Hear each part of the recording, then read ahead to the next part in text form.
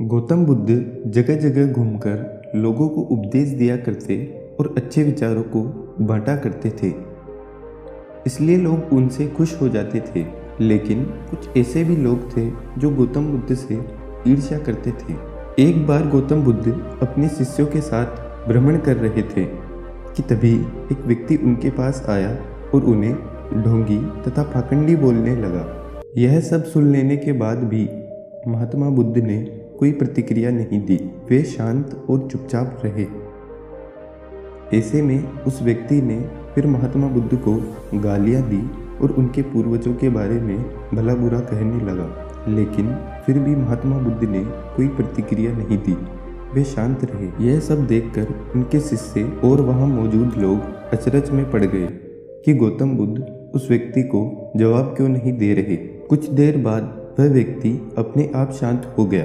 उसके शांत होने के बाद महात्मा बुद्ध ने कहा, अगर कोई व्यक्ति हमें तोहफा देता है तो यह हमारे ऊपर है कि हम उसे लेते हैं या नहीं।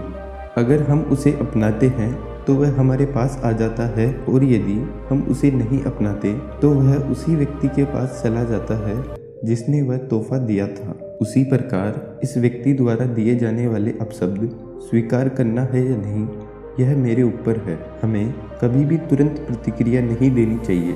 हमेशा शांत होकर सही या गलत के बारे में विचार करके ही प्रतिक्रिया देनी चाहिए। इससे बुरी से बुरी बातें टल जाती है और मुसीबतों से छुटकारा भी मिलता है। बुद्ध की यह सब बातें सुन लेने के बाद वह व्यक्ति शर्मिंदा हो गया और तुरंत बुद्ध के चरणों में गिरकर माफ़ी मांगने लगा। महात्मा बुद्ध ने उसे माफ़ कर दिया और फिर अपने शिष्यों के साथ आगे बढ़ चले। मोरल ऑफ द स्टोरी, कुछ भी स्वीकार करना है या नहीं, यह हमारे ऊपर है। इसलिए हमेशा ऐसी चीज़ों को स्वीकार करना चाहिए जो हमारे जीवन के लिए अच्छी हो, जिससे हम और भी अपने जीवन में आगे बढ़ सकें। और वहीं दूसरी ओर हमें ऐसी बुरी चीज़ों को अस्वीकार करना चाहिए जो हमें हमारे जीवन में आगे बढ़ने से रोके। इस कहानी से हमें यह सीख मिलती है कि ज़रूरी नहीं दूसरों के द्वारा किया गया अपमान सच में आपका अपमान हो। आप अपमानित तब होंगे जब आप अपनी प्रतिक्रिया देंगे। अगर कोई आपका अपमान करता है तो अच्छी प्रतिक्रिया दीजिए। ऐसा करने से आपका अपमान नहीं होगा। लेकिन अगर आप बुरी प्रतिक्रिया देते हैं तो आपका अपमान होना तय है।